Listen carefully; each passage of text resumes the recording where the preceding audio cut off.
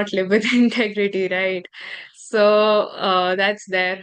And of course, when we talk about gender and also, again, these are the values that become imperative there as well, because it is very easy to sideline and, be discount certain factors that, affect different genders, right? And trust is again like a very important factor when we are dealing with gender issues, because people have been subjected to so much of negative experiences and all that they for them it becomes really important.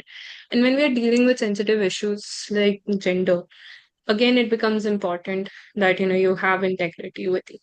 So, and collaboration comes from just one thing that I read this one quote and I now I live by it. It was a random quote on Instagram. I'll be honest, I don't know where it came from, but it was like that, people at the top, they're collaborating, they're not competing. And I think that is a wonderful value to live by, collectively working towards something and collaborating rather than competing and, fighting our way to reach, the top or something like that. Because I think if we work together, then we uplift everyone with us. And so, yeah, empathy is self-explanatory, I believe so. Okay, that's a lovely sentiment. So I hope that we will all collaborate with each other and come up with some amazing poetry today. Okay, I'm just gonna, before we get to the poetry bit, can I ask everyone who's got a poem to share to just go to the react button at the bottom of your screen, and just put your hand up so that I know who's reading and I can make a list very, very quickly. Is anybody reading? I know Pinaki's going to read. Um, Anyone else? I've got no hands up. Diksha's going to read as well. Diksha, are you okay? Yes. Anyone else reading tonight? Yes. Yes. Okay. Great. Me too. Jasbir, Gunika. Yes, Gunika, lovely.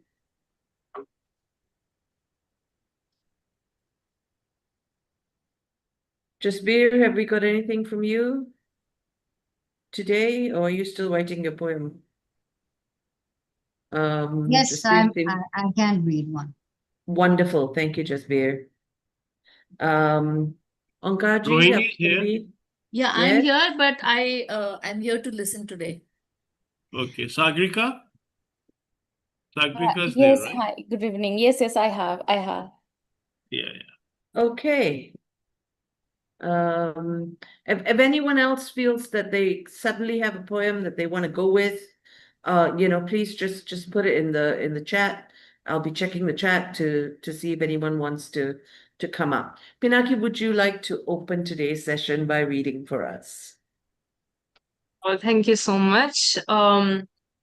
So my poem is, a girl child's like memories. Like there's this woman who is looking back and she's remembering her childhood and the emotions that she carries and the so that's just me trying to kind of summarize a more universal experience of how uh women are not let's just say seen in the same way or given the same uh let's say place in the family as all the other members.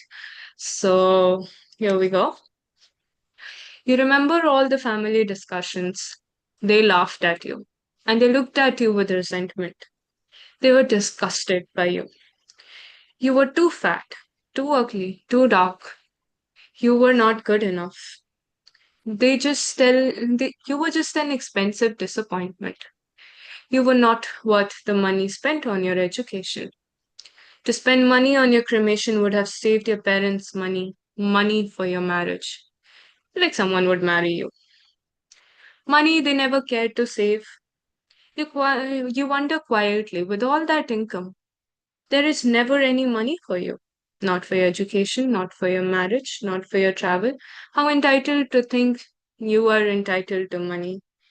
How entitled to think you deserve love without conforming. How entitled to think you're worth loving. How entitled to think you're worth spending on. They were disgusted by you. You were too fat, too ugly, too dark. You were not good enough. You were just an expensive disappointment. Thank you. It's a short one, but I felt that it captured, how, girls really experience, being the girl child in the house because, money is always something that is, put aside for, the boys' education, the boys' travel and everything. And women and their things have to take a seat. So yeah, that's from my end. Thank you. Okay, wow. It was very Very nice. powerful. Very, very moving. Any comments from anybody? Anyone got anything to say? I think we're all a bit like shell-shocked. But yeah, I think, financial issues are a major, I think finance and access is one of those things where you really see the gender divide. And some families are much more equal in how they distribute their resources. But I think with very conservative families, there's still the idea that, a girl is going to be married and therefore there's not much point spending money on her development. And so in what way would this project, Our Gender Lens, or the Ishki Foundation, how do you hope to address that? Because you said one of the things that you're working on is childhood development. So, first of all, the very first step is to create awareness, right? That is where we start off. Then again, there is, the empowerment of women, because once women have that voice, once they know that they can have those rights and they can take a stand for themselves, they are sufficient, be it in terms of their education or their income based on the age group that they belong to, they would be able to, like I said, take the stand and, push back at least.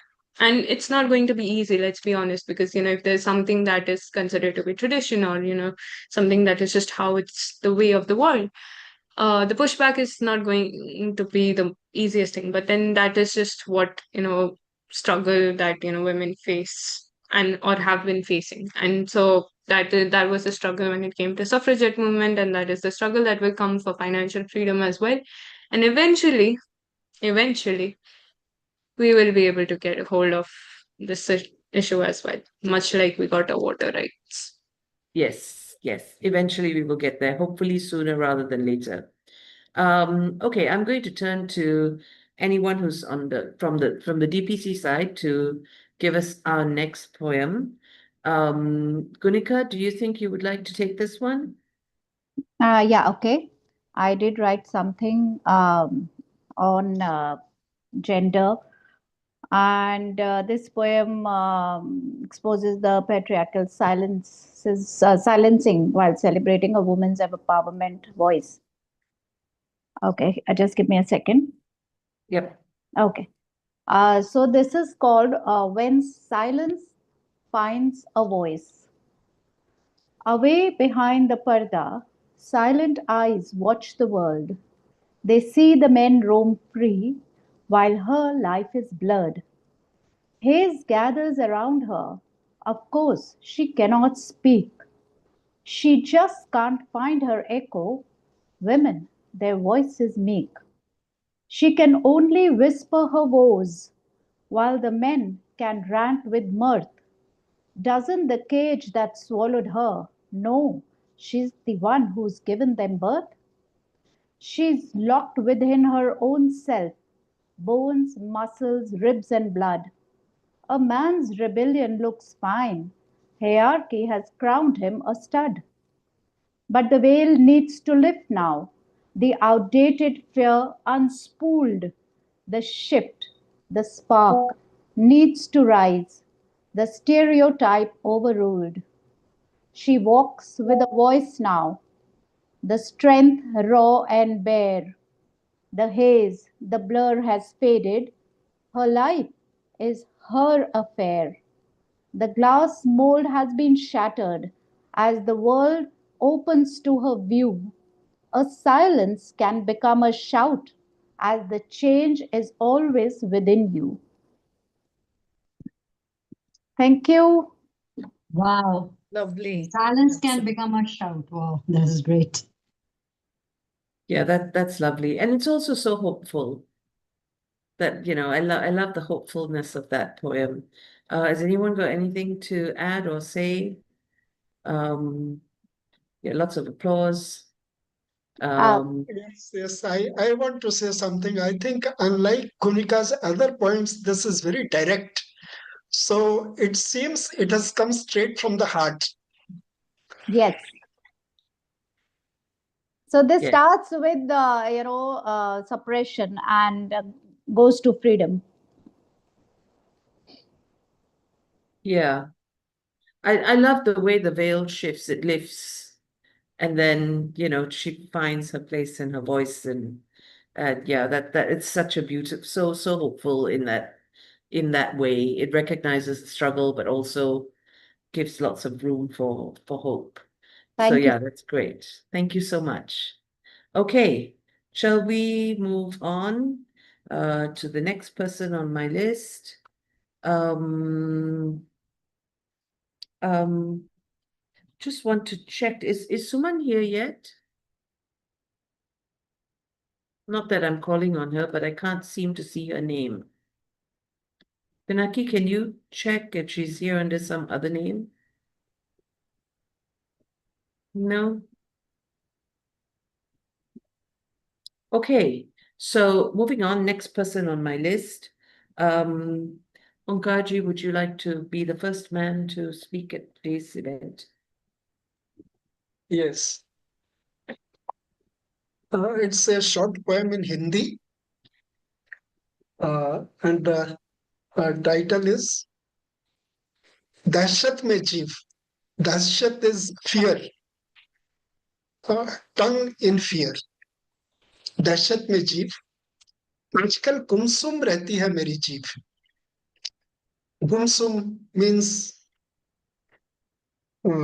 Silent something like that आजकल गुमसुम रहती है मेरी जीभ कुछ नहीं बोलती बस चुपचाप पड़ी रहती है मुर्दे की तरह मेरे मुंह में आजकल गुमसुम रहती है मेरी जीभ कुछ नहीं बोलती बस चुपचाप पड़ी रहती है मुर्दे की तरह मेरे मुंह में खो गया है उसका अल्हड़पन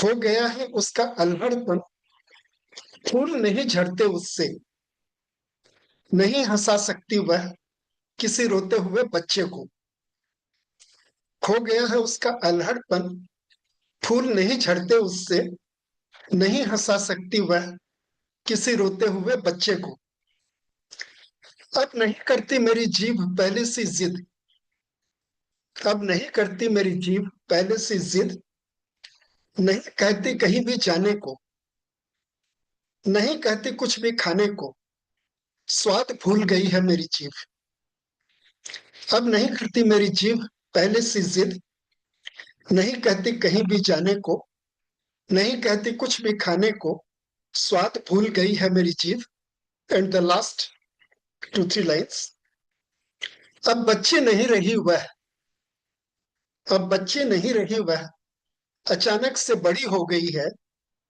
आजकल मेरी जीभ मेरे दांतों की दहशत में है thank you Beautiful. That's a really great poem. Really, truly. The metaphor is so strong. Thank you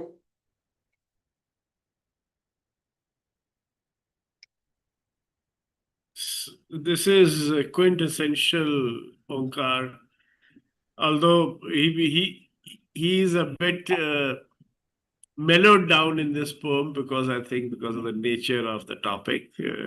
But I've heard him and seen him hit hard under the belt, below the belt when needed. Yeah, thank you, Kashi. That is a lovely poem. You're on mute, Sheila. Yes. Do you think you mellowed this one? Yeah. For people who don't know Kaji, sometimes his quatrain of a poem is more hard hitting than somebody reciting for 5 minutes. So.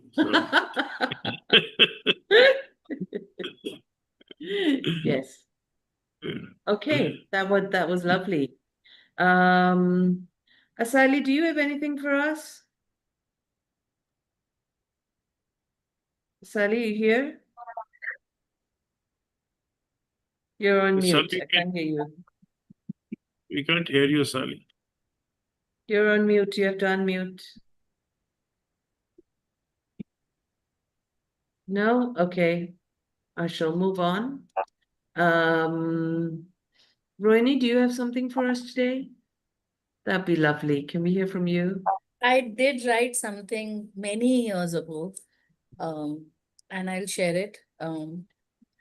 So this is when I had started writing poetry, and the voice may not be as strong now. Okay, just give me a minute, please. Just give me. Yes. Yeah.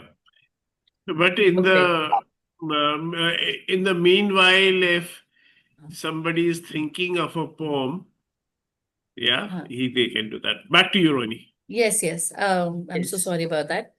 So this is the name of the poem is Girl on the Road. And I've written this from my own experience. This is something that I went through when I was traveling. Traffic and an invitation. Patience yet frustration. Lifeline when is public transportation. For this girl laden in distress came to the rescue a four-wheeler. Under the situation of distress, this was the biggest healer. Started the run, sound abound. Scream above the sound to hear the next round. Tigri jayegi? Asks this girl, meek, homeward bound. Nahi, retorted the hound. Her phone added to her compound.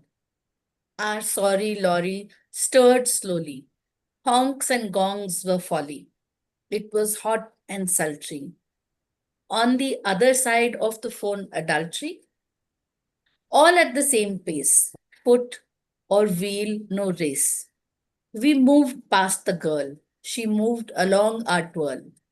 The hound turned prince. Offered to drop offered to drop her a place minus thence. In my front, she stepped alight. In the dim light of the headlight, were wet her sights.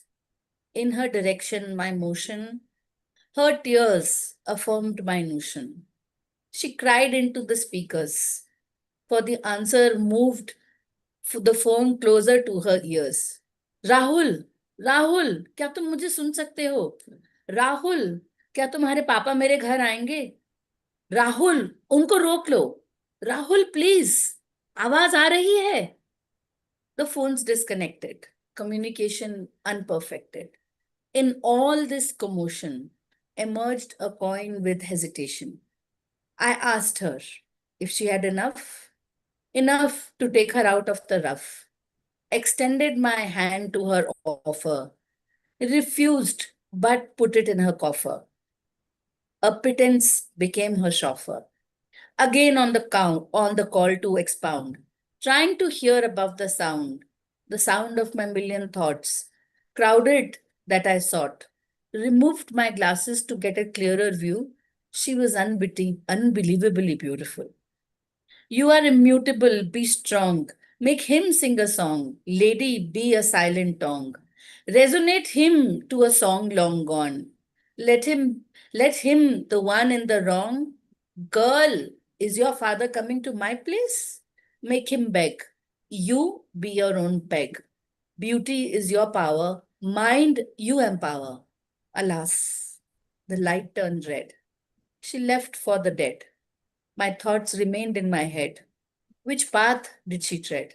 I wish I had said, you can bring him to his deathbed.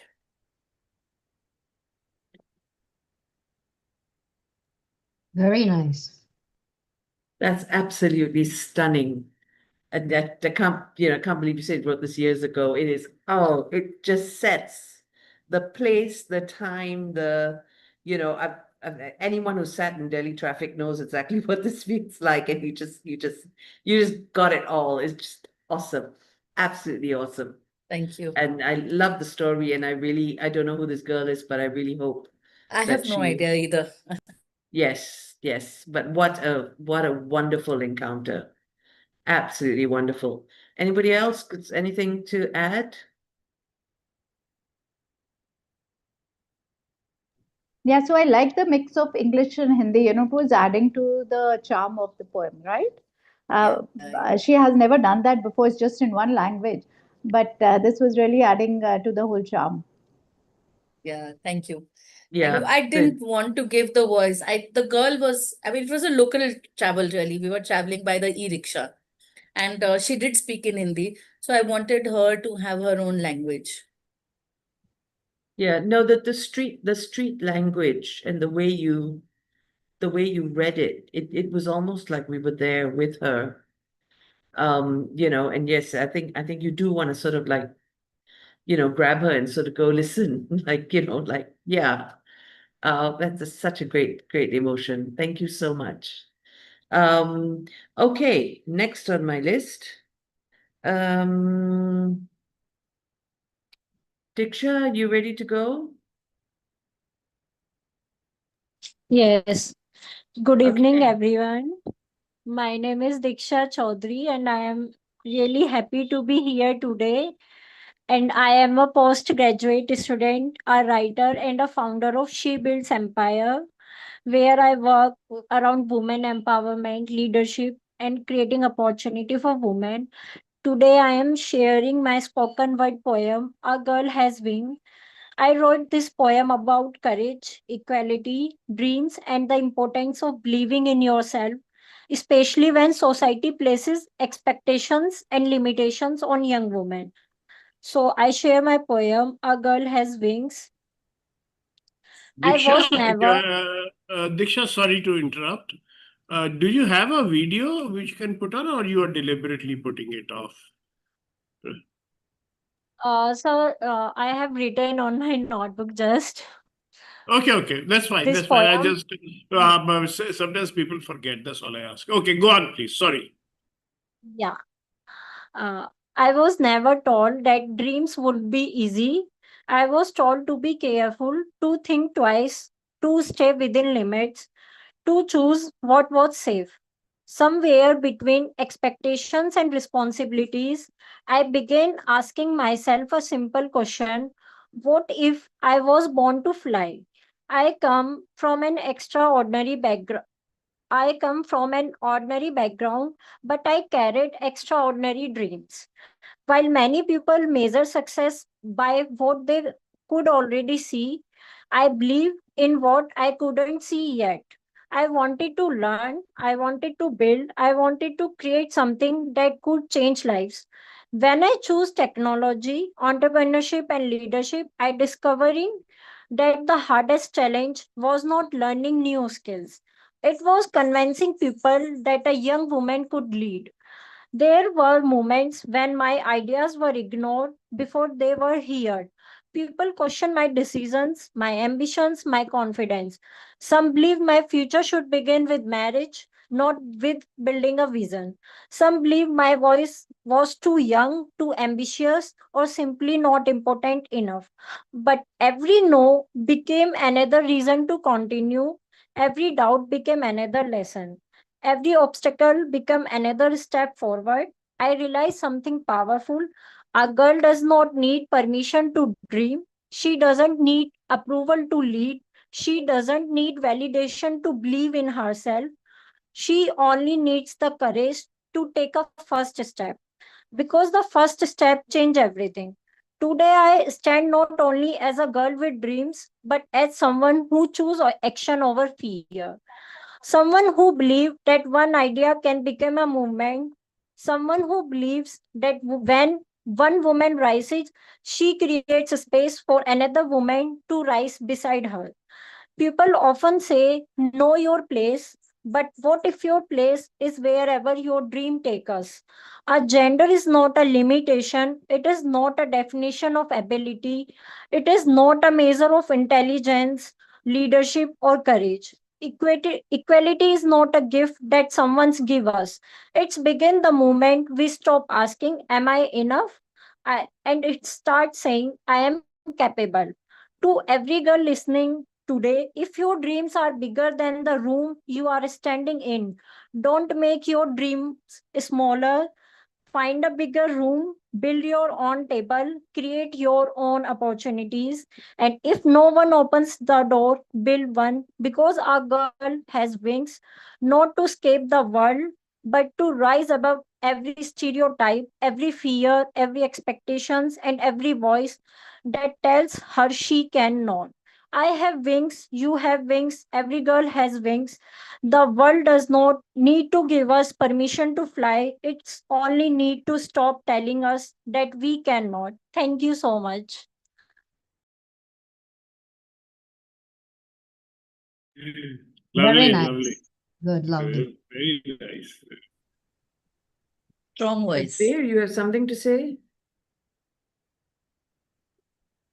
You're on mute, Jasbir. You wanted to say something? I said great, nice, good. Yes, yes, yes. I think Thank you, most everyone. I think a lot of us here are quite lucky in that we have been given the opportunity to fly, um, regardless of gender. Pinaki, can I have you back for a moment, so that I can ask you another question before we go on with more poetry? Yes, Um, please. yeah, so we've been talking a great deal about women and women's opportunities and but are gender issues also relevant to men, and what kind of problems do men have because they are confined by gender roles? Because you do talk about that in your on your website. Um, can you just give us a little bit about what your research has shown?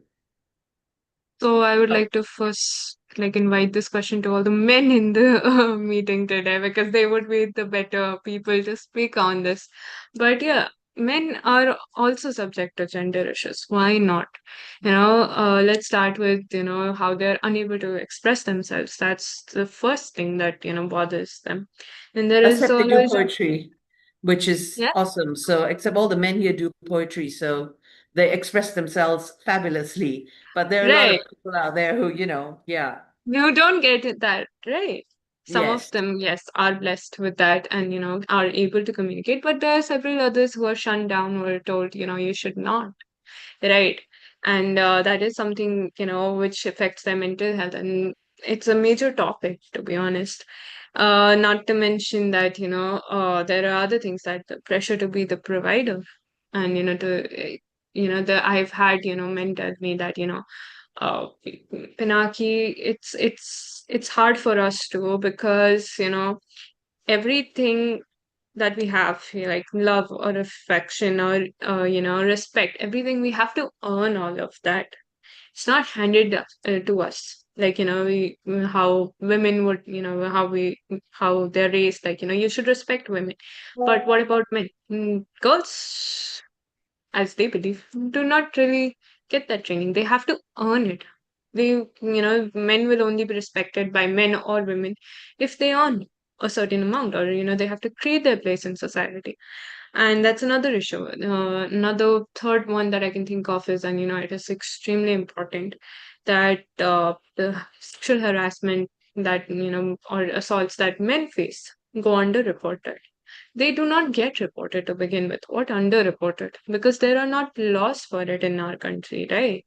And till date, Posh is limited to women. It doesn't give access to men to report any kind of harassment that is done against them. That's another key issue. And so, What I have found over time is that men are just as much sufferers of gender issues as women. It's just that it's a bit different, a bit more silent, and not discounting the issues faced by any other gender. When we are talking about men and women, we should not limit ourselves to that binary concept. There are others also. There's trans genders, there's intersex people, non-binary, and there's a whole I would say whole many categories of gender out there. And so yeah, talking about this thing, so as I mentioned, everybody has some of the other things that they're facing and they may not always talk about. And men happen to be those people as well. So yeah. Yeah. Thank you. Thank you for that. Okay. I'm going to move on to the next poet on my list. Sangrika, you ready to take it away? Jasbir, you can go after this, yeah? Yeah. Yes, I'm ready. So, this is a poem actually the theme is very close to my heart. I wrote this poem way back in 2010 or 11. I don't remember the date, but the poem is from that time. Today, I added a paragraph to it. I mean, the last stanza of the poem is added today. It made me think. So the poem is okay. Before that, the context is I have been born and brought up in a very liberal family. There was no gender role. I mean, my father and mother, they had equal role at home. Me and my brother, we both are brought up in such a beautiful way that we don't demand that you are a boy, I'm a girl, but to give it a poetic thought, looking at other scenarios. So I wrote it in this way to make it more personal. So who taught us to be this way? Who told me a girl must learn to adjust before she learns to dream? Who told my brother boys don't cry? And who taught him that being born a boy, you have to be a protector to the girl around you? And my protector? When I was the one who came into this world before him. Poor boy, who taught me to be careful and taught him to be brave. Who drew this line between her and him and called them natural. Then I met my teacher, Kamla Bhasan. She taught me to ask who made these rules? Why do we follow them? Why do we teach them to our children? And what about those who don't fit any of these boxes? So this was the first edition of this poem, and today what I added. And then I started noticing the little things around me. Open any advertisement: washing powder, dishwashers, cooking oil, floor cleaners, kitchen appliances, and somehow everywhere the woman is there, smiling over the sink, stirring the pot, managing the home. This gender role, it is still there, and it has learned how to show up in the advertisement with so much glamour. And the last line, and what about those who don't fit any of these boxes? Who taught us to be this way? That's all. Thank you. Very Thank you nice. so much. Very true. Lovely, lovely. Yeah. Yes, who taught us to be this way? I think that's a really important question. And I think once we start questioning that sort of thing, then I think we get closer to actually finding out what the real boundaries are, as opposed to the boundaries that we think are there, which are not real at all. What made you decide to put that second paragraph in today?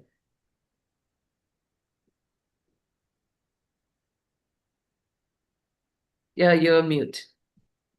Sagrika, you're mute. It's okay, you're mute. Oh, I'm sorry. So when I was finding my diary and thought to read it before coming here, I found that this is incomplete without this, because within this 10 to 16 years, I think I have grown up a little. So it made me to notice things, and I thought to put that experience.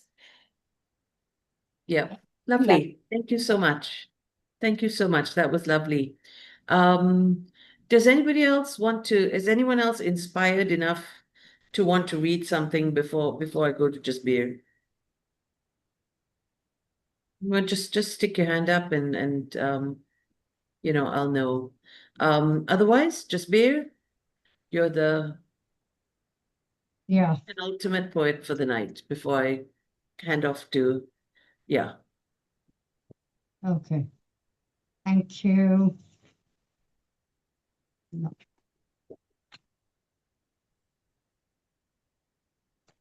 She set them free.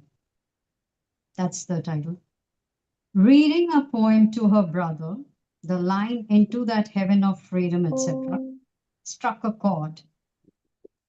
She hurriedly pulled up her socks. "I'll explain later," she yelled. Off she went to vent her freedom for concerns on matters that concerned. Soon she joined the Gen Z jingbang. She saw a steady stream walking with their small placards. She heard with rapt attention their loud rap singing. Past few days she had apathetically watched the social media agog with their plea. The plea that really didn't concern her. But today a camaraderie sprang up. Purposefully she chanted, happy to give her attendance to the historic march against the against the lacuna in the education system. In the throng of Gen Zs, she charged with emotion around, looking like soldiers on a mission they walked on. It was like a fanfare on the street. A police bus caught her attention. Inside, jam-packed like sardines, were Gen Zs. Resolutely, she walked towards it with her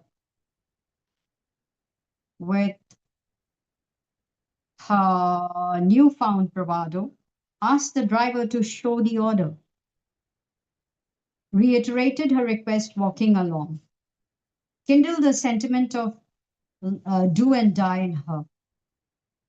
Peeved, that kindled the sentiment of do or die in her. She jumped right in front, stretching one arm to stop as if to push it back. In the other, herself clicking pictures to send on her Insta handle. The driver stopped. A part of her thanked his empathy, knowing well that in the name of duty she could have been run down. She stood her ground, fearless. In the Gen Zs watched her askance. Before long, they stood along with her. Eventually, the youngsters were set free, dancing like angels around her. Pleasantly surprised that night, she saw she had made her perfect presence all over the nation when a fearless, feisty, charismatic clip flashed all over. In a stupor, unbelievable, boy, was she glad she had set them free. Thank you.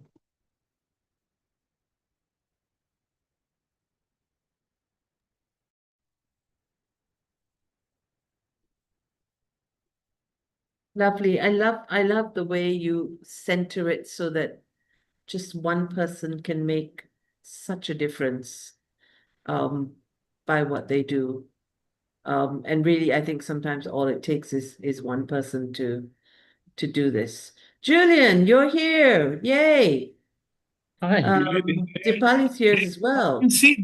I can see Dipali. Hey, Yes. Dipali. Hey, lovely to see you, Dipali. Yeah, long Yes. time. Hey, again, welcome. Lovely. Okay, Dipali, do you have anything for us? You're on You're on mute. mute. You have to unmute.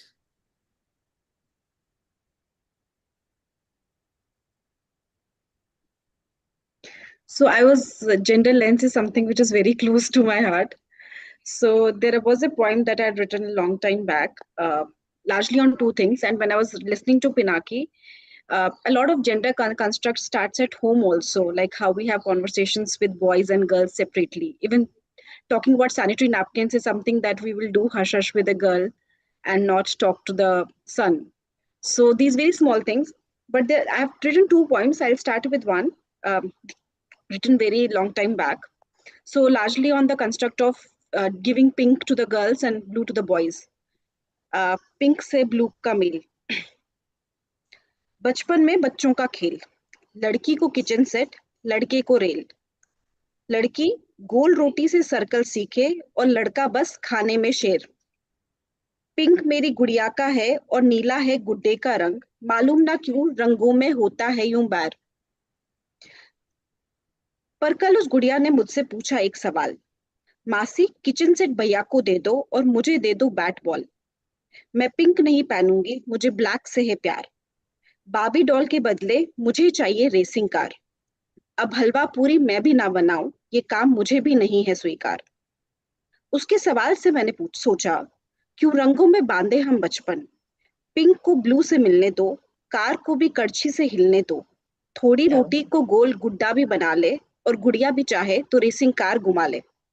ये सोच गुड़िया से कहा मैंने, चलो आज से तुम रंगों से हो आजाद. तुम बस एक अच्छा इंसान बनो. न लड़का जैसा मानूं तुमको, न लड़की जैसा जानूं तुमको. तुम वो बनो जो तुम चाहो. बाबी डॉल की दोस्त बनो या एरोप्लेन की पायलट. मसालेदानी हो हाथ में चाहे या फिर किताब पुरानी. करो तुम बेबाक होके जो तुमने मन में ठानी. जाओ अब आजाद हो तुम हर रंग से मेरी रानी. क्या बात है, Wow, very क्या good. बात है, क्या बात, very क्या nice. बात है. Very nice. Thank you. Beautiful. I love the bit about the aeroplane and the Barbie doll. That's Yes. absolutely fabulous. It's so Ye- cool. Yeah. Yes. Yes. I'm one of those girls who found Barbie dolls the most boring thing on the planet, and I just couldn't understand why anyone would want one. So yeah, Thank you. totally I get it. Julian, do you have something for us?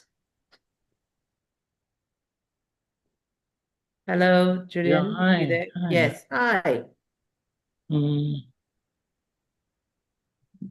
Nothing about gender. Is that okay? Yep. We're always glad to hear something from you. Hmm, Take us to another place. Okay. Can I share screen? Yep. The Yeah. Yeah, there you go. Try it now.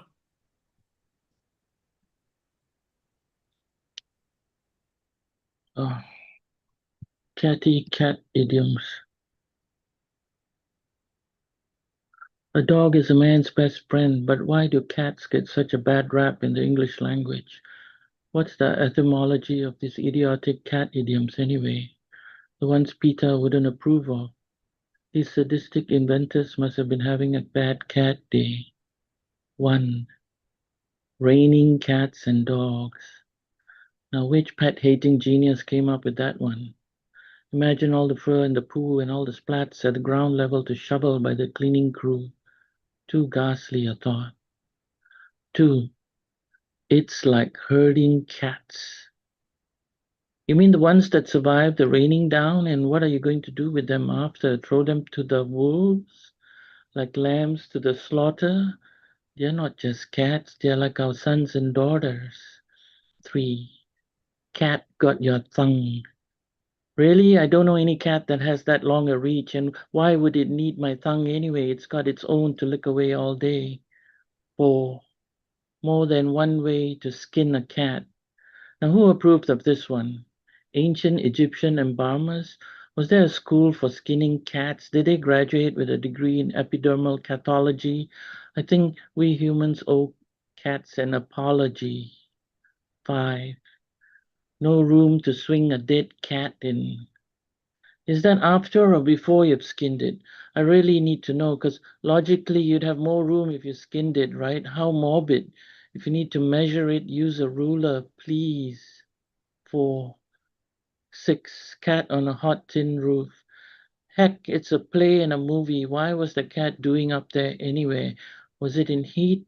And which feline is going to get on a tin roof in this weather? Or did some pussy-hating human put it there? The SPCA really needs to look into this. I saw a documentary once with all these cats on an island in Japan. I never saw a single one on a hot tin roof. Cats are too smart for that. They don't like hot things like roofs and stoves and bonnets. Next thing, they may put a few dogs on that fragile roof too. Then it'll be raining, really raining cats and dogs. 7. Curiosity killed the cat. This one is really fishy. I smell a rat. You think maybe a rat would be more appropriate? We would be gentler, more empathetic for the poor rodent. Curiosity killed this dear, tiny mouse with its brown coat who got stuck in the claptrap. It's all hogwash, I tell you. No cat I know got killed by its own curiosity. I think someone has been watching too many Tom and Jerry reruns. 8. Let the cat out of the bag. Why was the cat in the bag anyway? Was it being kidnapped? Is there a ransom note? Was it catnapping and someone came along and bagged it? Free the cats from all the bags. If the bag was plastic, I think it's not ecologically friendly either. 9.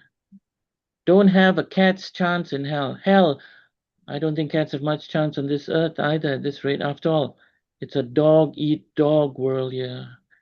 And some people can eat a horse for lunch. 10. Cats have 9 lives. I tell you, cats will need them. All of them. I'm not pussyfooting here. Do you think going on and on about saving cats is flogging a dead horse? We need to cancel cruel cat idioms. English has truly gone to the dogs. If you gave me a platform to tell the world in a speech about it, I definitely would do it. I have butterflies in my stomach just thinking about it. I may try to defend dogs too. Then I would kill 2 birds with 1 stone. Thank you. Wonderful. Lovely. Listen, you must put it on this thing, because all the idioms are there and they're really nice. Yes. It took us away from the gender things, but you know, a lot of people I know liken women to cats. So I think I'm gonna, gonna include this cat and dog thing in the gender and say it's part of the whole gender lens thing. Yeah, so was Okay. that a he cat or a she cat? Well, they were very catty remarks right there. So we can have it as a cat, he cat, or a she cat. We don't totally gender biased there. Only Julian will be able to tell us that. Yes. Julian, is it a boy cat or a girl cat? I'll leave you to think about it.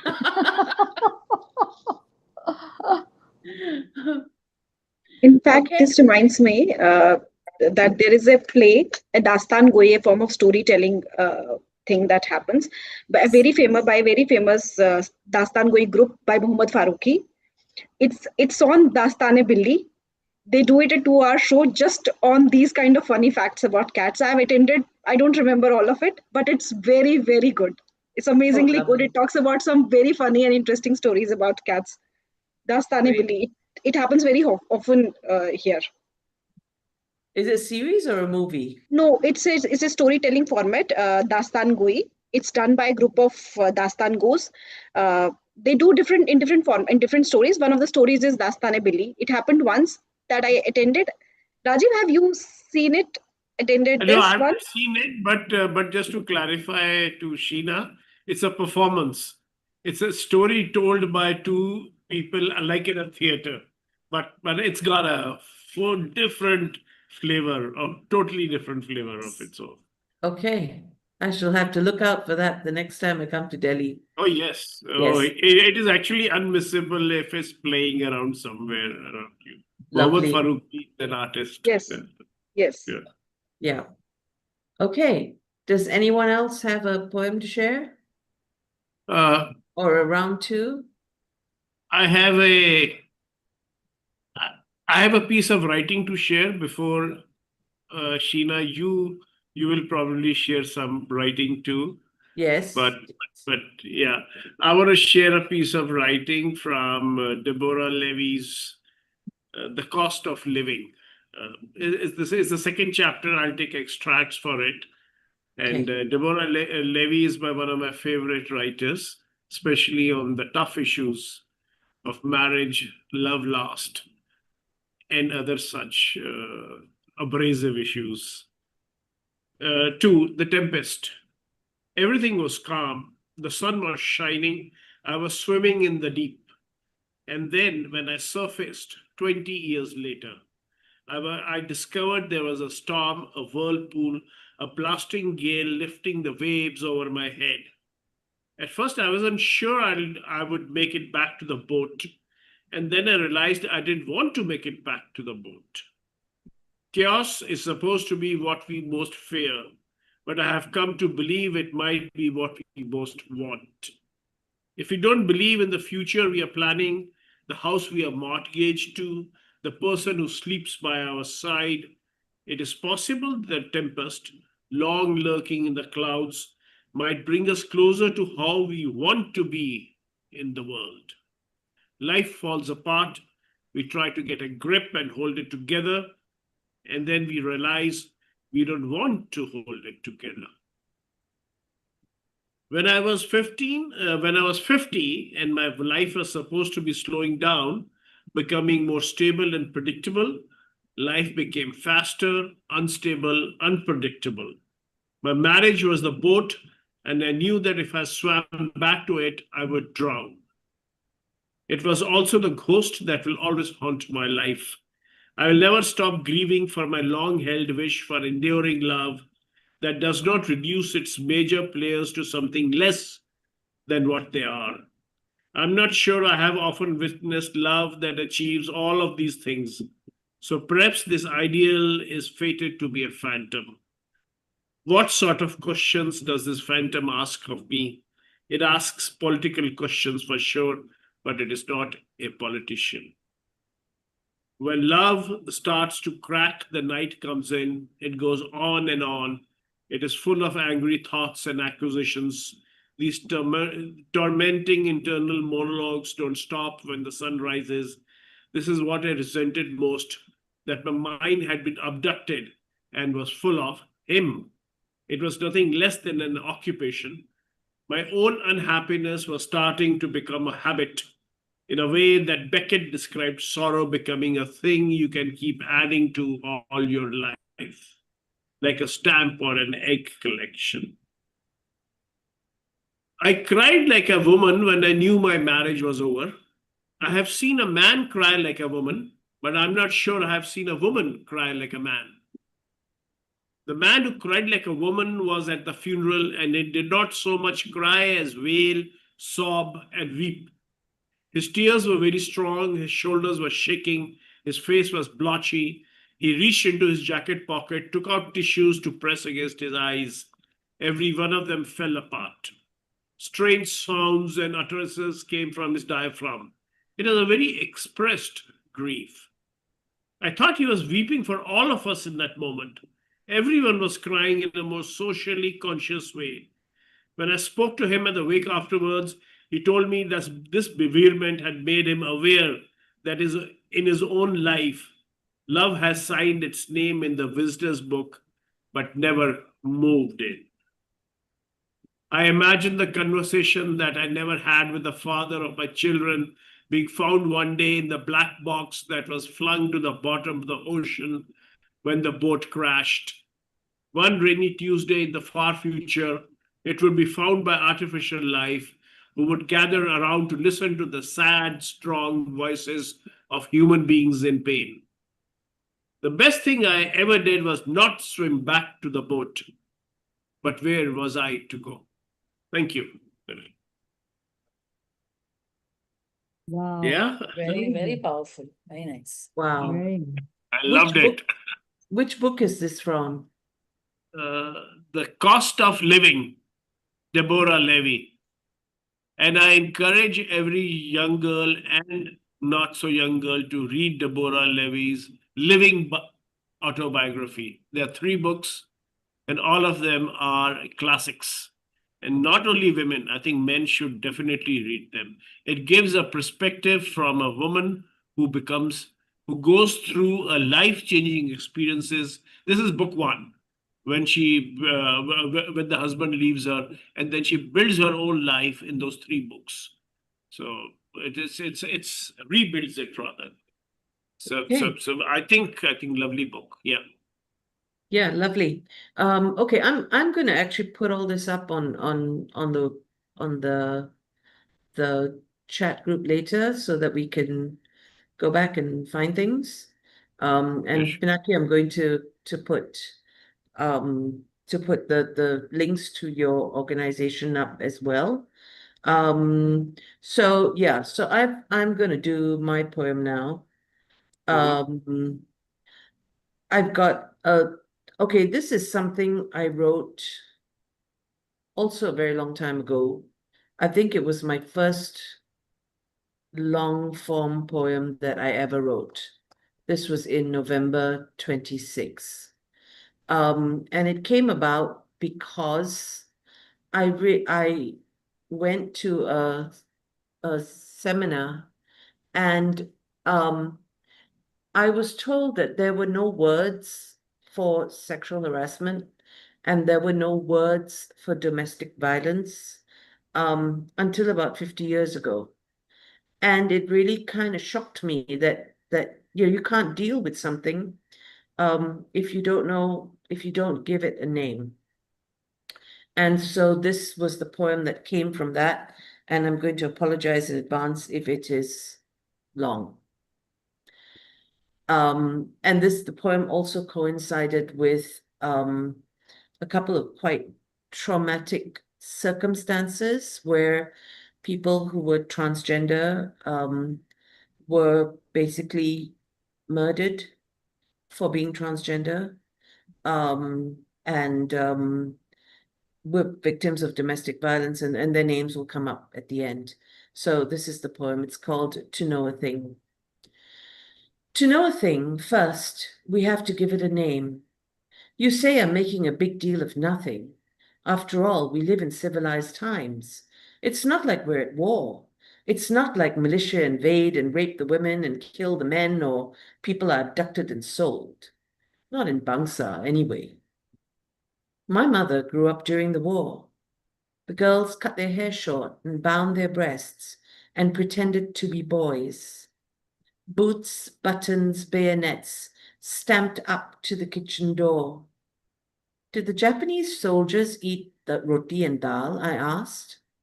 Hungry men will eat anything.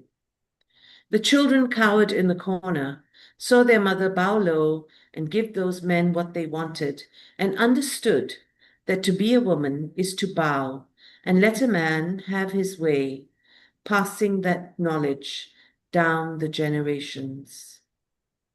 Passing that knowledge down the generations. Let the girls learn to clean up after meals. Teach them not to resist or fight back. Let the boys learn that someone else will cook, lay the table, and serve the food. Let the boys read the paper and plan futures that include useful peripherals like gentle wives and well-behaved children. Teach them to be good men. Teach them to be good men who were good boys, obliging, responsible, well brought up, good boys who accost 9-year-old girls in stairwells, hold penknives to their throats, demanding. Take pictures in bathrooms with hidden cameras, spike drinks so you can't remember. When they stick their fingers in delicate, tight places, leaving wounds that leave no scars. Some men, you say, some men, and some women too. And let's not even talk about those innocent men who've had their lives ruined because someone, you mean some girl, became hysterical, or wore her skirts too short, or dressed too low, or was drunk, or said which you thought meant yes, but she later decided really meant no, because it's so unfair that you should all be tarred with the same brush. And once I admit that there are gentler, kindlier men around, you can disavow any connection. Say it's just an aberration, a joke gone too far, boys just being boys. Absolve yourself of all blame because you are not one of those. You know the ones I mean, don't you? The ones that have me avoid dark spaces and back lanes or the back of the bus. The ones that have me a little concerned about getting to a taxi alone at night. The ones that have me holding pepper spray as I walk through lonely car parks. The ones that have me poised because I practice this in my bedroom to turn and aim for your face if you come up behind me. Those are bad men. You can avoid bad men if you don't go to those places. And I wonder why it somehow always comes back to me and what I did to bring this on myself. The bad men would leave you alone if you had a brother, father, husband to protect you. Well, here's the thing, my darling. Your protection doesn't make you strong. It only makes me weak. And I wonder how long we're going to go on playing this game of not naming this thing that you say really doesn't exist. Or is it that you don't want to admit that maybe I need to be protected from you? To know a thing, we must first be able to name it. But before I can name it, I must find it. And I find it in the times I didn't say yes and hope you would realize I meant no. I find it in those expensive dinners and presents I never asked for and didn't want, but made me feel like I owed you something. I find it in the fake phone numbers I gave out so you'd just go away. I find it in the cruel jokes we made about her, which I'm ashamed to say did make me laugh because, well, I never liked her very much anyway. I find it in the 287 post-breakup calls, texts, and WhatsApps you sent, which wore me out and everyone said was so romantic. But so I just said we'd give it another try. I find it in the times he said he would kill you, kill me, kill the children if I left. I wish I'd never started looking for it because now I see it and I see it and I can't stop seeing it. And I really don't understand why you don't see it too. To know a thing, we must be able to name it. I name it for Navin. I name it for Zulfarhan. I name it for Nur Hidayah. I name it for Samira. I name it for those names I don't even remember, for names I will never know. These names and names and names, this fear, this hate, this pain, because this nameless thing, this shameless thing, this dark, evil, toxic thing has shamed us all for too long. Thank you. Wow, Wow, truly. what pathos. Yes. Beautiful. Lovely. Sheena, Lovely. voice was amazing. Thank Really. you. Amazing. Lovely. Yeah. Sheena, can you also share it if possible? Yep, Yeah. I'll put it on the group. Yes, Yeah. yes, Yeah. Okay. yes. It is, I think, Okay, today so still the longest yeah, poem I've ever written. yeah, Okay, yeah. so I'm going to go back to Pinaki after that. Pinaki, what can Yes. we do to help you and support you? For starters, I would want each and every person here to spread the word about gender issues and, create awareness. And I think, it's because we have all, shared some wonderful poems here and, brought out different arenas of, gender issues as well. I personally believe that, we should the best thing you guys can do to support I wouldn't say me, but for the cause or the mission that I work for, is simply to, spread out the word that, please, please understand that everyone out there is going through battles that you do not know about, and to be kind, to be supportive, to ask another person, if you see that, they're low or something is bothering them, or they are acting out of pattern, ask them what is wrong. How can I help you? And that is pretty much, I think that is the best thing a person can do, is to, treat another person as a person and a human, give them the right to be human, to treat them with dignity. And that is the best I think anyone can do. So, yeah. Okay, thank you very much. Has anyone else got anything to add? Does anyone want to say anything about today's session or about gender or about anything you've heard here today? Sheila just wanted to put in a word that if any of the audience member wants to join our group on a regular basis and attend, we do put up all events on our Facebook page and on our web page, dpcpoetry.org. So they can just sign up out there and they will get the invitations of our events, both in person and in virtual, whatever. So thanks. Yeah. Back to you, Sheila. Yeah. If anyone can, if anyone can get in touch with Pinaki and she'll put you in touch and contact with the rest of us so that we can add you to our WhatsApp group or, but the website is there and we post poetry up there as well. So on behalf of the Delhiwala Poetry Collective, I'd like to thank everybody who came today. I'd like to thank you all for your wonderful verses and your wonderful thoughts. And I'm going to hand over to Pinaki to say the final word and close today's meeting. Thank you so much, everyone. Thank you to DPC for having this session. And I gotta say that all the poems were so moving, and each brought out perspectives that were like really, they touched my heart, and I'm sure of everyone else here as well. I'll put down the email of our organization down in the chat, and in case anybody wants to contact for anything, if you want to volunteer, or if you want to give us any donation or anything like that, please email us. We'll respond. So yeah, thank you so much. Okay, so on that note, I would like to say thank you and good night, and until we meet again with more exciting poetry from all of us. Yeah. Thank you, Sheena. Thank you for hosting today's session. Lovely. Thank you, Pinaki. Thank you, Sheena. Thanks, everybody. Bye. Thank you. Thanks, Bye-bye. everyone. Bye. Thank you. Thank you, Harsh.